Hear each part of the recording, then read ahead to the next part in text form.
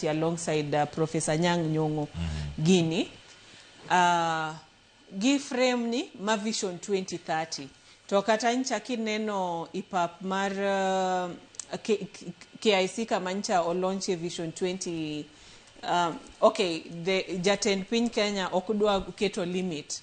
But the experts are trying to put a limit at 2016. Wach nyaki bedga gi time frame. To owacho ni mae oken gir sirikal. Mae oken gir kata UDA kata broad-based government. But role ma sirikal dhitimo is facilitative. Taneno ko ochiwo ranyisi, no nyalo bedo an advisory person.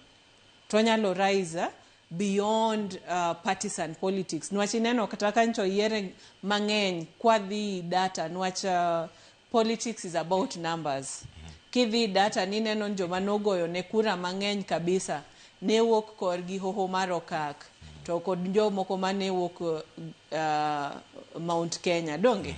To kano osebedo ker ma Kenya oduogo omako ganda duto ma ineno kata mna Sindo kocha igero ndara.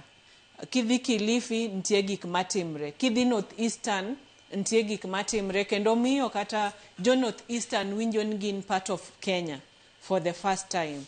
Kidhi Western ntie gik matimre. Kata Rift Valley korgi ntie gik matimre.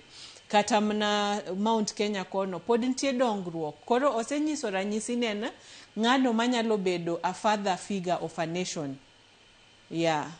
Erokamano. Nyang'eni penjo ni Jim dagole pache kachalo kodaka Philip to yana mondo miaka wiyo masani mar saa beach kato bang'e kaduogo anwaranga ne weche mamoko mpuntire karaka achiel moting'o nitie weche maguns mabende koro okelo liet. Akiaga gimomiyo samora mora ma Jim bire studio kato nyako olose guns. Wakawiyo masani nyakoro mojo ngaduogo kikidhi mabor.